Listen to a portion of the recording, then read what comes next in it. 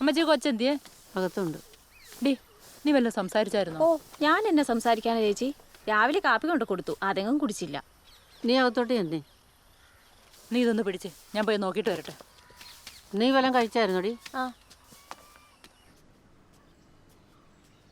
എഴുന്നേക്കണ്ട, മോളിരുന്നോ. കഴിച്ചായിരുന്നോ? മോള് വിഷമിക്കണ്ട കേട്ടോ. വരുന്ന വഴി ഞാൻ കുട്ടായിയെ കണ്ടായിരുന്നു. അവൻ്റെ മുഖത്ത് നോക്കി 1-2 വർത്തമാനം ഞാൻ അങ്ങ് പറഞ്ഞു. ഒരക്ഷരം വേണ്ടിയില്ലല്ലോ അവൻ. ഈ കുടുംബത്ത് അവന് പേടിയുണ്ടല്ലേ, അതെന്നെ മാത്രമേ ഉള്ളൂ. മോളെ, അമ്മച്ചി ധ്യാനത്തിന് പോവാണേ.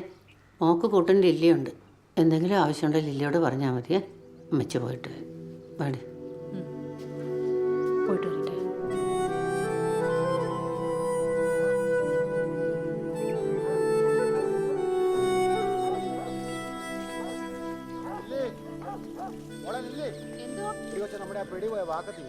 അയ്യോ, അത് ഇന്നലെ നമ്മളെ വർത്താനം പറഞ്ഞിരുന്ന പാറയുടെ ചോട്ടില, എടുക്കാൻ മറന്നുപോയി.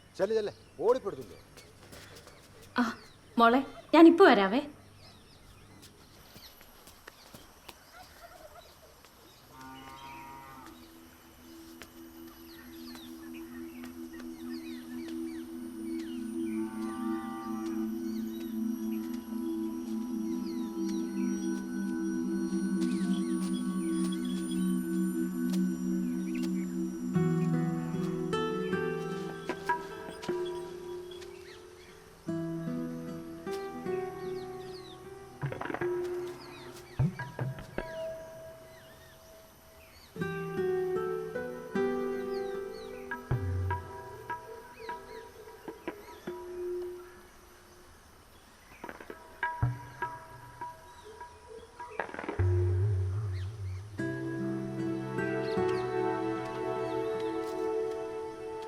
ഇത്ര പ്രായമായിട്ട് നമ്മുടെ കുട്ടായിക്ക് 10 പൈസയുടെ വരുന്നു. എന്ത് കഷ്ടമല്ലേ.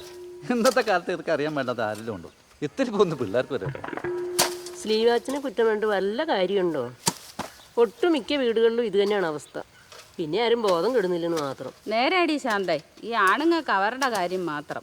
എനിക്കും ഉണ്ട് 2-3 പിള്ളേര്. അതെങ്ങനെ ഉണ്ടായെന്ന് എനിക്ക് ഇതൊന്നും ആ ശശിചേട്ടൻ കേൾക്കണ്ട കേട്ടോ.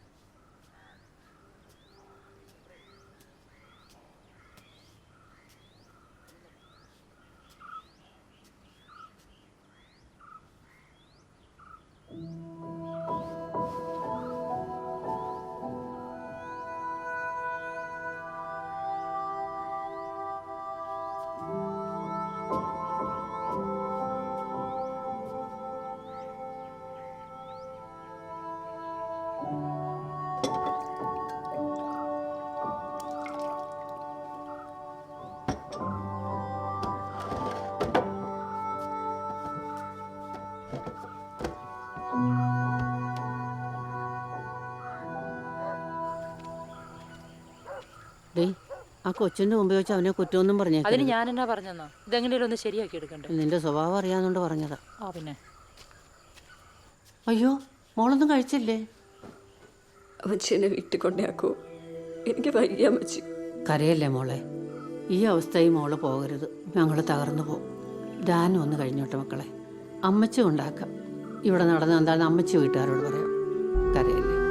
മോളിഞ്ഞ് അവൻ്റെ കാര്യം ഓർത്തിട്ടാണെങ്കിൽ അവൻ്റെ ഭാഗത്തുനിന്ന് ഒരു ബുദ്ധിമുട്ടും ഉണ്ടാവില്ലെന്ന് ഞാൻ ഉറപ്പ് തരാം. മോള് വാ, എല്ലാം കഴിക്കാം.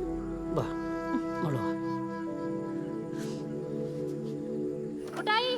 എന്തോ നീ ആ കൊച്ചിന്റെ അടുത്ത് വല്ല ശല്യത്തിനും ചെന്നായിരുന്നോ? ഇല്ല. പിന്നെ അവൾ അവിടെ എന്തിനാ കരഞ്ഞോണ്ടിരിക്കുന്നത്? ആ എനിക്കറിയാൻ പാടില്ല. ഞാൻ ആ പരിസരത്തേക്ക് പോയിട്ടില്ല കേട്ടോ. പിന്നെ നീ ഇവിടെ എന്നെ അടുക്കുമായിരുന്നടാ? ഞാൻ ഇവിടെ ഉണ്ടായിരുന്നു. നീ ആ കൊച്ചിനോട് വല്ലതും മിണ്ടിയോ? അമ്മച്ചിയല്ലേ പറഞ്ഞ ആ കൊച്ചിനോട് വല്ലതും മിണ്ടാ എന്റെ മുട്ടുകാലും എല്ലാം പിടിക്കുന്നു. നീ ഇങ്ങോട്ട് ഇറങ്ങി വന്നേടാ. ഇങ്ങോട്ട് ഇറങ്ങി വരാൻ. എൻ്റെ പൊന്നു ദൈവമേ, ഈ കന്നാലിയുടെ ബോധം പോലും ഇല്ലല്ലോ എൻ്റെ മോന്. എടാ, അടുത്തേക്ക് ചെയ്തതെന്ന് പറഞ്ഞാൽ കുറച്ച് ദിവസത്തേക്ക് ആ കൊച്ചിൻ്റെയൊക്കെ ഒന്ന് മാറി കിടക്കണമെന്നേ ഞാൻ ഉദ്ദേശിച്ചുള്ളൂ. അല്ലാതെ അവളോട് മിണ്ടരുന്ന് ഞാൻ പറഞ്ഞോടാ. എൻ്റെ ദൈവമേ, നീ എന്നാടാ ഇതൊക്കെ ഒന്ന് പഠിക്കുന്നത്? എന്നാ പിന്നെ അമ്മച്ചി പറഞ്ഞു ഞാൻ ഇനി എന്നാ ചെയ്യേണ്ടത്? എൻ്റെ മോനെല്ലാം ഒന്ന് കണ്ടറിഞ്ഞ് ചെയ്യണം. അമ്മച്ചിനെ എത്ര നാളുണ്ടാകാനാ? ദേ, അവസാന കാലത്ത് ഇച്ചിരി വെള്ളം തരാൻ ആ കൊച്ചിന് നിനക്കുണ്ടാവും. ഡാ, ഇത് തല്ലിപ്പിടിപ്പിക്കേണ്ട കാര്യം വല്ലതും ആണോ? നേരത്താണോ? ഡാ അമ്മച്ചി, അവൻ പോകുന്ന പോക്കണ്ടില്ലേ? അവനെല്ലാം നിസ്സാരോ. ദൈവത്തെ ഓർത്ത് നീ ഒന്നും മിണ്ടാതിരി എന്നെ.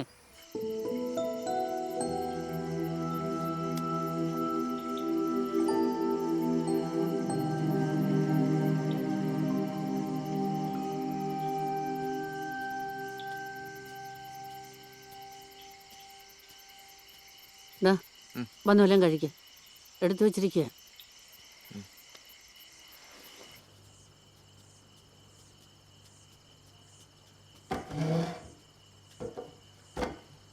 ഇങ്ങോട്ട് ചേർന്നിരിയടാ.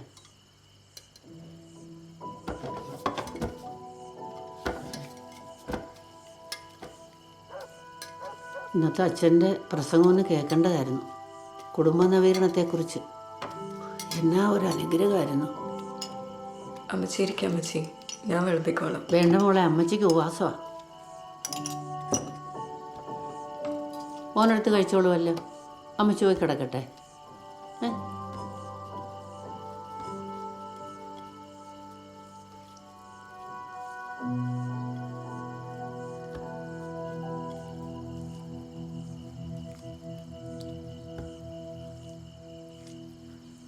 കഴിഞ്ഞ ദിവസം സംഭവിച്ചത് താനത്ര വലിയ വിഷയമായിട്ട് എടുക്കേണ്ട ആവശ്യമൊന്നുമില്ല കേട്ടോ.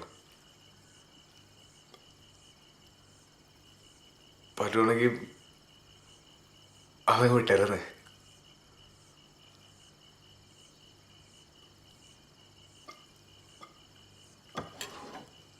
അല്ല, ഇയാളെ ശരിക്കും ഇഷ്ടപ്പെട്ടിട്ടാണോ കല്യാണം കഴിച്ചത്? ഇതുവരെ എന്നോട് മര്യാദയ്ക്കൊന്ന് സംസാരിച്ചിട്ടുണ്ടോ? കുറച്ചു നേരങ്ങളിട്ട് കൂടെ ഒന്നും ഇരുന്നുണ്ടോ? എങ്ങനെ ചെയ്യാൻ തോന്നി ആൾക്ക് എന്നോട് ഇങ്ങനെ? പറ.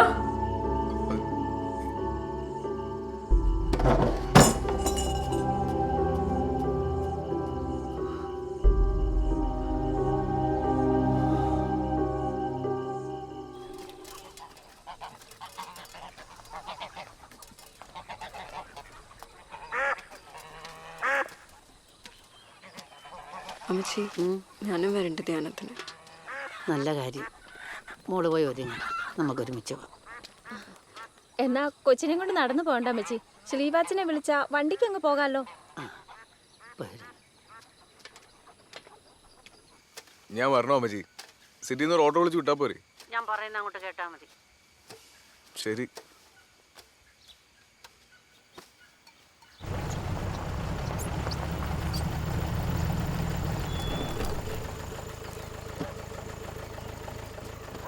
മോളങ്ങോട്ട് കയറും.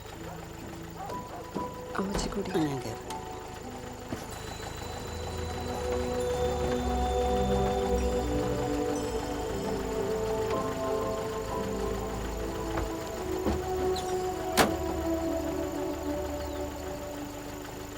അതെ, കാലത്തൊരു ഇച്ചിരി മാറ്റാവോ?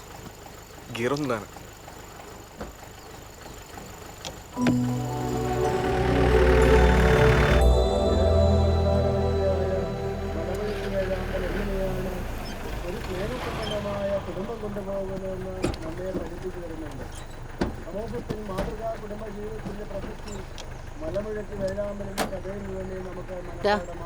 വാ, ഞാൻ ഇല്ല അമ്മച്ചി. ഞാനും കൂടിയിട്ട് പോകാന്ന്. ആ കൊച്ചു പോകുന്ന കണ്ടോ? വാ. എന്നാ വണ്ടി ഇട്ടേച്ചു വരാം.